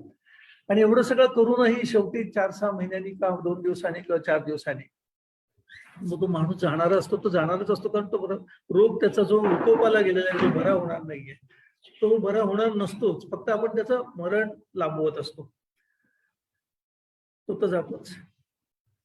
परंतु कर्ज काढून हा जो सगळा औषधोपचार झालेला असतो, ज्या स्टेजला जिथे खरं तर थांबणं गरजेचं आहे, अशा स्टेजला जो औषधोपचार होतो किंवा कर्ज काढली जातात, त्याचे परिणाम त्या कुटुंबाला भोगावे लागतात. त्याच्या कुटुंबामध्ये जर शिक्षण घेणारी मुलं असतील, मुली असतील, लग्नाला आलेल्या मुली असतील, तर तो जो समस्या ते कुटुंब पुढे सहन करत असतं, ती खूप वाईट समस्या असते, खूप अवघड समस्या आहे ती. तर ह्या सगळ्यांचा विचार, जसं मी मगाशी आपण एका याच्यात म्हटलं की मृत्यूपत्राचा विचार आपण का करायचा, तर हे वैद्यकीय इच्छापत्र आपण आता याला लिव्हिंग विल असा शब्द आपण त्याला वापरतो, जो अंमलात आलेला आहे, लिव्हिंग विल. आपण मगाशी जो विलचा प्रकार चर्चा केली तो आफ्टर डेथ विल. आता हे आपण जिवंत असतानाच आपली इच्छा, लिव्हिंग विल.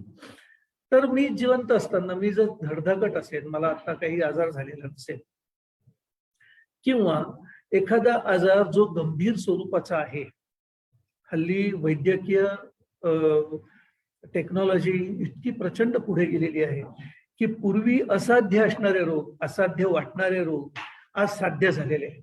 आणि थँक्स टू डॉक्टर, त्यांचे अविरत प्रयत्न, त्यांची बुद्धी, त्यांचं कौशल्य, याच्यामुळे ते आपल्याला बरे पण करतात. त्याच्यासाठी नवीन टेक्नॉलॉजी पण खूप उपयोगी पडते. परंतु मगाशी मी म्हटल्याप्रमाणे असाध्य असलेले रोग आज जरी साध्य झालेले असले तरी काही प्रमाणात अजूनही काही रोग हे एखाद्या स्टेज नंतर असाध्य होतात. त्यामुळे मी जर चांगला धडधाकट असेल त्याच वेळेला, किंवा मला एखाद्या कॅन्सर सारख्या रोगाचे निदान झालेलं आहे, ट्रीटमेंट चालू आहे, त्यावेळेला अजूनही मला आशा आहे मी बरा होणार आहे, मी बरा होऊन घरी येणार आहे, ओके, माहिती आहे मला, आणि ते होणार पण आहे, मी घरी पण येणार आहे. परंतु त्यावेळेला जर मी माझं असं इच्छापत्र, वैद्यकीय इच्छापत्र जर लिहून ठेवलं की अशी जर स्टेज आली,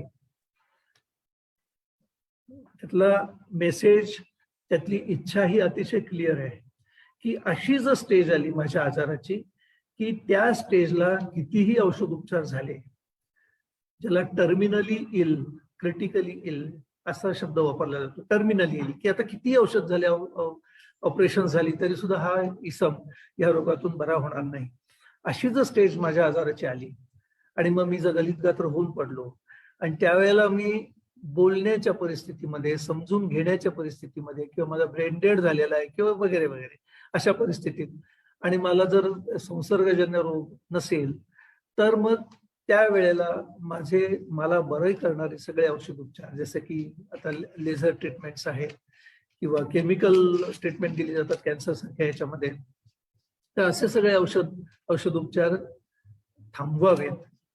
मी जर समजून घेण्याच्या परिस्थितीत असेल, बोलण्याच्या परिस्थितीत असेल, तर मला माझ्या घरी राहू द्यावं, मला यातना होणार नाहीत, ज्या काही यातना आहेत त्या मला सुसह्य होतील एवढेच औषधोपचार मला करू द्यावेत. माझे शेवटचे जे काही क्षण राहिलेले आहेत किंवा दिवस राहिलेले आहेत किंवा महिने राहिलेले आहेत, ते मला माझ्या जवळच्या नातेवाईकांमध्ये आयसीयूच्या 4 चौकटीमध्ये आणि माझे नातेवाईक त्या दाराच्या चौकोनी खिडक्यांमधून मला बघतायत, हे मी तिथून बघतोय, अशी परिस्थिती न करता मला माझ्या नातेवाईकांमध्ये, माझ्या सुना नातवंडांमध्ये बरोबर होऊ द्यावं. त्यांचे जे आनंदाचे क्षण आहेत ते मला अनुभव द्यावेत.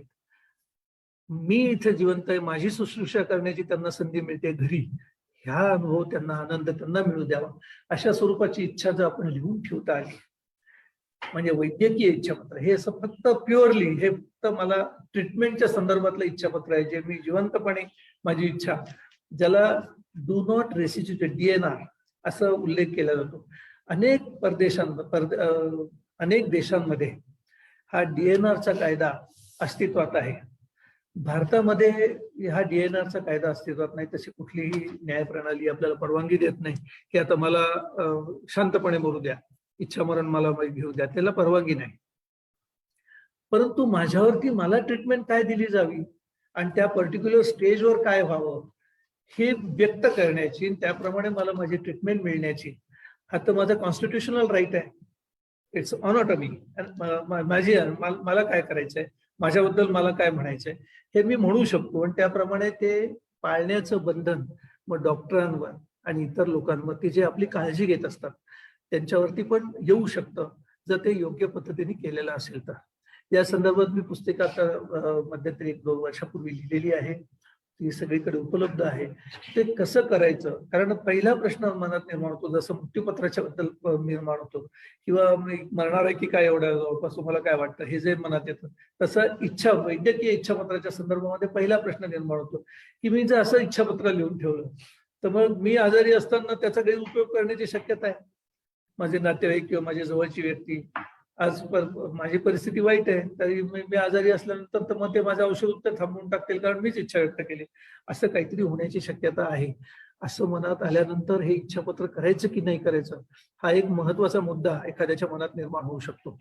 तर त्याच्यासाठी 2018 मध्ये मेहरबान सुप्रीम कोर्टाच्या 5 जजेसच्या बेंचने एक अतिशय चांगलं जजमेंट या संदर्भामध्ये दिलेलं आहे.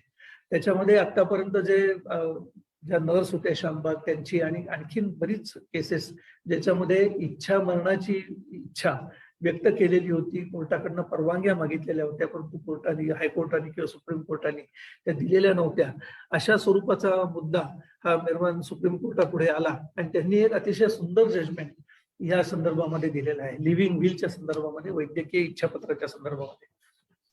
एका केसमध्ये अभ्यास करताना ते जजमेंट मला वाचायला मिळाले आणि मग असं लक्षात आलं की आपण ही जी जजमेंट्स वाचतो, जे सुप्रीम कोर्ट किंवा हायकोर्टाचे जे न्यायनिवाडे असतात, ते आम्ही कशासाठी वाचतो, कायद्यातले तज्ज्ञ किंवा वकील मंडळी, की माझ्या हातात जी केस आहे सध्या, त्या केसमध्ये मेहरबान हायकोर्ट किंवा सुप्रीम कोर्टाने जे काही विचार त्या पर्टिक्युलर केसमध्ये व्यक्त केलेले ते विचार माझ्या केसमध्ये लागू होतात की नाही, ह्या छोट्या मुद्द्यापुरते आम्ही त्या केसेस बघत असतो आणि त्याचा वापरही आम्ही ते करत असतो. परंतु असा जो मुद्दा आहे 2018च्या जजमेंटमध्ये जो मला वाचण्यात आला, तो मुद्दा सर्वसामान्यांच्या उपयोगाचा आहे आणि कायद्याची तरतूद, त्या संदर्भातला कायदा नाही आपल्याकडे. एक बिल पेंडिंग होतं परंतु त्यावरती अजूनही निर्णय घेतलेला नाही केंद्र सरकारने. त्यामुळे माझ्या मनात असा विचार आला की समजा हा विचार आपण एखाद्या वेगळ्या पद्धतीने जर लोकांपर्यंत पोहोचवता आला तर काय हरकत आहे. कारण असं इच्छापत्र करण्याचा एक तर विचारच येत नाही मनामध्ये, किंवा आपल्या कुटुंबातल्या अतिशय जवळची व्यक्ती आयसीयू मध्ये शेवटच्या घटका मोजत असते, त्यावेळेला जर एखाद्या तिराईतानी, शेजाऱ्यांनी, फॅमिली फ्रेंडनी किंवा कोणीतरी तिराईत माणसाने जर येऊन मला सांगितलं की आता थांबवा ना तो औषध उपचार, खूप किती हाल करायचे, तर मला राग येतो. तुम्हाला काय करायचं, मी करतोय खर्च, माझा जवळचा माणूस आहे, त्याला मी वाचवायचा आटोक्यात प्रयत्न करतो. ह्या सगळे विचार मग त्याच्यातून वादावादी, मग तो माणूस म्हणतो बघा ना मी कशाला सल्ला देऊ तुम्हाला, म्हणून आपणही 2 हात राहतो. ह्या संदर्भातला विचार, जसा मृत्यूपत्राचा विचार आपण करत नाही तसा ह्या वैद्यकीय इच्छापत्राचाही विचार होत नाही. हा विचार काय आहे की जर एखाद्या आजारामध्ये मी टर्मिनली इल झालो, टर्मिनली इल शब्द वापरलेला आहे, टर्मिनली इल म्हणजे अगदी आता शेवटच्या स्टेजला मी आहे, बरा होण्याची शक्यता नाही, तर मग मला बरं करणारे औषध उपचार ज्याच्यामुळे असंख्य यातना माझ्या शरीराला होत आहेत माझ्या शरीराची प्रयोगशाळा करू नका, मला बरे करणारे औषधोपचार देऊ नका, ते थांबवा. मला फक्त सुसह्य होतील सगळ्या वेदना आणि पुढचं जे माझं आयुष्य आहे, जे काही असेल ते मला सुसह्यपणे माझ्या कुटुंबियांसमोर जगता येईल अशा स्वरूपाची इच्छा व्यक्त करणं, हे वैद्यकीय इच्छापत्र हा एक विषय आहे. खरं तर विषय खूप मोठा आहे, परंतु इच्छापत्र हा आपला आजचा जो टॉपिक आहे इच्छापत्राच्या संदर्भातला, तर त्याच्याशीच संलग्न आहे. फक्त हे आपण हयात असतानाच आपली इच्छा, पण त्या वेळेला आपली ती इच्छा आपण बोलून दाखवू शकत नाही, आपण एक्झिक्यूट करू शकत नाही, अंमलात आणण्यासाठी विनंती करू शकत नाही. अशा वेळेला ती इच्छा आपण जर आधीच लिहून ठेवली, आपण धडधाकट असताना किंवा एखाद्या सिरियस आजाराचं निदान आपल्याला झाल्यानंतर आपण विचार अत्यंत चांगल्या पद्धतीने करू शकतो. अशा परिस्थितीत असताना जर आपल्याला असं वैद्यकीय इच्छापत्र लिव्हिंग विल जर आपल्याला करता आलं, एक छोटस उदाहरण, किती हा महत्वाचा विषय आणि हा कॉन्स्टिट्युशनल राईट, स्वतःचा हा अधिकार किती महत्वाचा आहे, त्याला किती जपलं जातं जगामध्ये, हे सांगण्यासाठी म्हणून मी एक छोटस उदाहरण देतो. बेल्जियम मध्ये एक माणसाचा ऍक्सिडेंट झाला आणि ही वॉज अनकॉन्शियस. ऍक्सिडेंट झाल्यानंतर तो बेशुद्ध झाल्यावरती त्याला घाईघाईने स्ट्रेचरवरनं त्याला हॉस्पिटलमध्ये पोहोचवलं गेलं. ऍक्सिडेंट झाला म्हणून त्याला ऑपरेशन करणं गरजेचं होतं आणि म्हणून त्याचे कपडे काढून जेव्हा त्याला ऑपरेशनसाठी घेण्यात त्याला ऑपरेशनच्या टेबलवर, तेव्हा त्याच्या छातीवरती त्यांनी गोंदवलेलं होतं DNR, डू नॉट रेसिसिटेट.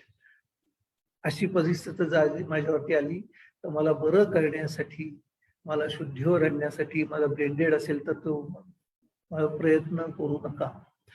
आणि ते केवळ ते वाचल्यानंतर मग त्या वैद्यकीय पथकाने तिथल्या हॉस्पिटलने एक मिटिंग घेतली आणि त्या मिटिंगमध्ये असं ठरलं की ही त्याची इच्छा आहे आणि हा त्याचा अधिकार आहे आणि कायद्यातही त्या पर्टिक्युलर देशामध्ये कायद्यातही तशी तरतूद होती आणि म्हणून मग त्याच्यावरती औषधोपचार केले गेले नाही. आपल्याकडे तशी तरतूद नाही. काही वेळेला औषधोपचार होतात. मी मगाशी सांगितल्याप्रमाणे अतिशय तज्ञ वैद्यकीय मंडळी आपल्याकडे आहेत. खूप टेक्नॉलॉजी खूप पुढे गेलेली आहे. ते त्यांचे स्किल वापरतात, त्यांचं ज्ञान वापरतात, तासोन तास ऑपरेशन करतात, आपल्याला शुद्धीवर आणतात. पण काही वेळेला मग शुद्धीवर आणलेला पेशंट तो फक्त बघू शकतो इकडे तिकडे, हात पाय हलवू शकत नाही, अशी परिस्थिती होण्याची शक्यता आहे. शेवटी डॉक्टर त्यांच्या परीने प्रयत्न करत असतात, परंतु आपण कोणत्या पद्धतीने नंतर जीवन जगणार आहोत कोणालाच माहित नसतं.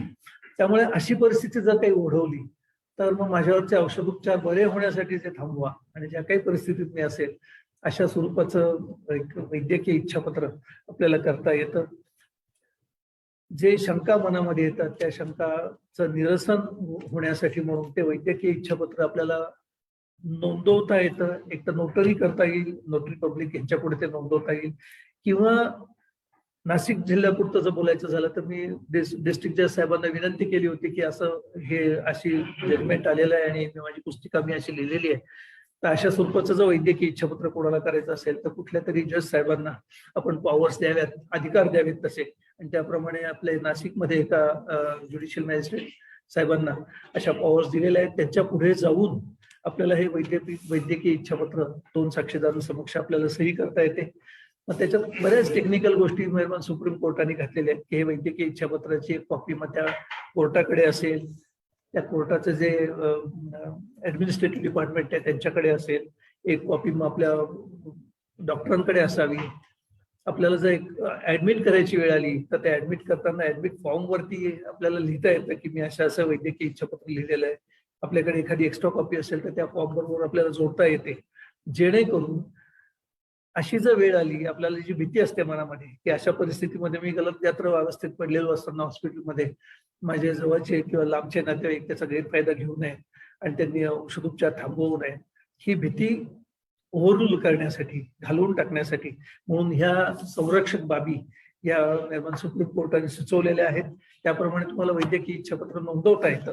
आणि मग तशीच जर वेळ आली आणि जर डॉक्टरांचं म्हणणं पडलं, ते ट्रीटमेंट देणारे डॉक्टर आहेत त्यांचं जर म्हणणं पडलं की नाही आता हे टर्मिनली इल पेशंट झालेला आहे आणि आता औषधोपचाराचा उपयोग होणार नाही, आणि जर नातेवाईकांनी सुद्धा त्याला दुजोरा दिला की हो त्यांनी जे इच्छापत्र लिहिलेलं आहे त्याप्रमाणे आता वर्तन करण्याची वेळ आलेली आहे, आणि मग ते डॉक्टरांची एक कमिटी नेमली जाते. त्या हॉस्पिटलची 4-5 डॉक्टरांची एक कमिटी जे निष्णात आहेत, 20 वर्षावरती त्यांची प्रॅक्टिस झालेली आहे अशा डॉक्टरांची कमिटी नेमली जाते.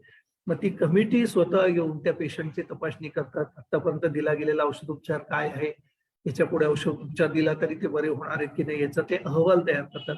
आणि मग त्या अहवालाच्या आधारावरती मग निर्णय घेतला जातो की यांचा औषधोपचार थांबवायचा का नाही थांबवायचा. त्यामुळे आपले वैद्यकीय इच्छापत्राचा कोणी गैरफायदा घेण्याची शक्यता आहे, ही जी मनामध्ये भीती असते ती भीती ही माहिती मिळाल्यानंतर मला अशी आशा आहे की ती जाईल. वैद्यकीय इच्छापत्र करणं अत्यंत गरजेचं आहे, कारण मगाशी जसं मृत्यूपत्र आपल्या पश्चात आपल्या कुटुंबियांचे हाल होऊ नये अशी जेव्हा आपण इच्छा व्यक्त करतो, त्याच वेळेला आपल्या जीवनात सुद्धा आपल्यावरती अनावश्यकच म्हणावं लागेल, कारण आता त्याचा उपयोगच होणार नसतो. तर अशा औषधोपचार करण्यात त्यांना खर्चाच्या खाईत लोटलं जाऊ नये. माझ्या पण शरीराची प्रयोगशाळा होऊ नये. मला जे काही माझे राहिलेले 4 दिवस आहेत ते अतिशय समाधानाने माझ्या कुटुंबियांसोबत घालवायला मला मिळावेत अशी इच्छा व्यक्त करणं, त्याप्रमाणे इच्छापत्र करणं हे आजच्या ह्या दिवसांमध्ये हे अत्यंत गरजेचं आहे.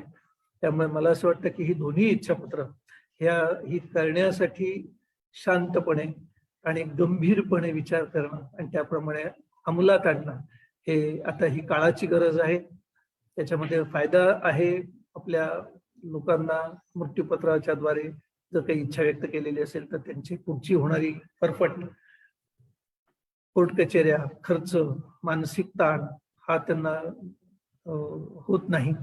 त्याचप्रमाणे आपण जिवंत असताना आपले शेवटच्या घटका आपण 4 लोक आपल्या जवळच्या नातेवाईकांबरोबर आपण घालवतो, त्यांनाही ते समाधान मिळतं. त्याच्यासाठी हे इच्छापत्र असं करून ठेवणं हे अत्यंत गरजेचं आहे. आता प्रश्न निर्माण होईल की असं इच्छापत्राप्रमाणे औषधोपचार थांबवल्यानंतर पुढे काय? तर पुढे त्या व्यक्तीचा जे काही राहिलेलं आयुष्य आहे त्याच्यासाठी त्याला ते कसं सुसह्य होईल, त्याला औषधोपचार न देता फक्त आता पाणी पिता येत नसेल तर लिक्विड कसे दिले जातील, हे कसं दिलं जाईल, पेन किलर्स कसे देते. आता हे मी अगदी I am a layman in medical field, त्यामुळे हे शब्द मी जरी वापरत असलो ते एखाद वेळेस अयोग्य असतीलही, परंतु वैद्यकीय भाषेमध्ये जे काही गरजेचे औषधोपचार आहेत ते त्यांना करणं आणि त्याप्रमाणे त्याची सेवा शुश्रूषा करणं, त्याच्यासाठी नर्स नेमणं शक्य असेल, आर्थिक परिस्थिती चांगली असेल तर, नसेल तर स्वतः आपण त्यांच्या कुटुंबीय त्यांची सेवा करू शकतो. त्याच्यामध्ये आपल्याला समाधान मिळतं. नंतर आपण त्यांच्या मृत्यूच्या पश्चात आपल्याला लक्षात राहतं की अरे शेवटचे घटके त्याच्यावर माझ्याबरोबर ते होते किंवा त्यांच्याबरोबर मी होतो आणि त्यांना शेवटचा घास मी भरवलेला आहे किंवा त्यांची सेवा शुश्रूषा करण्याचा मला संधी त्यावेळेला मिळाली, कारण आतापर्यंत लहानपणापासून मला आतापर्यंत त्यांनी वाढवलं आणि शेवटच्या क्षणात मी त्यांच्याजवळ होतो. हे जे समाधान मानसिक आहे ते त्याला त्याची किंमत होऊ शकत नाही पैशांमध्ये. तर हे समाधान मिळणं किंवा आपल्या नातेवाईकांना मिळवून देणं ही पण खरी तर आपली जबाबदारी आहे, नाही का? त्यामुळे हे अशी इच्छापत्र करणं हे आता काळाची गरज झालेली आहे. मी पुन्हा एकदा नाशिक एज्युकेशन सोसायटी आणि त्यांचे सर्व पदाधिकारी, विशेषतः अध्यक्ष फडके सर, उपस्थित असलेले वाड सर यांचे मी आभार मानतो. 2 वेळेला मला आपले ऍडव्होकेट जयदीप वैशंपायनांनी 2 वेळा विनंती केली, काही ना कारणाने ते पुढे गेलं, परंतु त्यांनी काही माझा पिछा सोडला नाही. त्यांचेही मी आभार मानतो आणि धन्यवाद. थँक्यू. धन्यवाद सर. सरांनी दोघही प्रकारचे इच्छापत्र या संदर्भात आपल्याला अतिशय सविस्तर व सखोल असे मार्गदर्शन केले आहे. मी पेठे विद्यालयाचे मुख्याध्यापक मान्य श्री कैलास पाटील सरांना विनंती करते की त्यांनी आभार मानावे.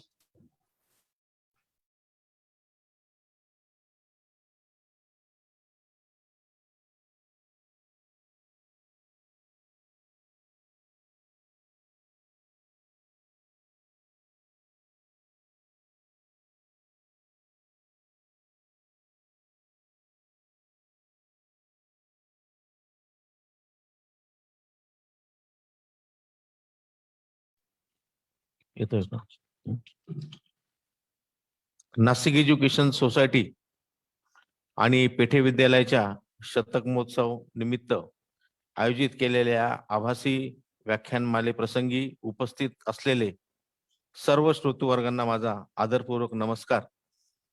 आजचं 28वे व्याख्यान देण्यासाठी पेठे विद्यालयाचे कर्तबगार विद्यार्थी ॲडव्होकेट अविनाशजी भिडे साहेब संस्थेच्या आणि शाळेच्या विनंतीला मान देऊन इथे उपस्थित झाले आणि अत्यंत महत्वाचा असा विषय इच्छापत्र मृत्यूपत्र याबाबत त्यांनी अत्यंत सखोल अशी माहिती दिली, कायदेशीर माहिती दिली. ते बिनचूक कसं करावं याबद्दल जे काही मार्गदर्शन केलेलं आहे हे सर्वांना उपयोगी पडणार असं आहे. आपलं व्याख्यान अत्यंत अभ्यासपूर्ण आणि अत्यंत महत्वाचं असं आपण व्याख्यान दिल्याबद्दल संस्थेतर्फे शाळेतर्फे मी आपले आभार व्यक्त करतो. नाशिक एज्युकेशन सोसायटीचे अध्यक्ष सन्माननीय राळकर सर, त्याचबरोबर सर्व पदाधिकारी आम्हाला या नियोजनामध्ये नेहमीच मार्गदर्शन करत असतात. आजच्या व्याख्यानाला आवर्जून उपस्थित असलेले संस्थेचे उपाध्यक्ष आदरणीय प्राध्यापक दिलीपजी फडके सर, त्याचबरोबर कार्यकारी मंडळाचे सदस्य आदरणीय ॲडव्होकेट जयदीपजी वैशंपायन, शाळा समिती अध्यक्ष वाड सर, या व्याख्यानाचा लाभ घेणारे सर्व आजी माजी विद्यार्थी, पालकवर्ग, संस्थेचे शाळेचे हितचिंतक या सर्वांचे मी या निमित्तानं आभार व्यक्त करतो आणि पुढील व्याख्यानाचा सुद्धा आपण जरूर लाभ घ्याल अशा प्रकारची आशा व्यक्त करतो आणि थांबतो. धन्यवाद.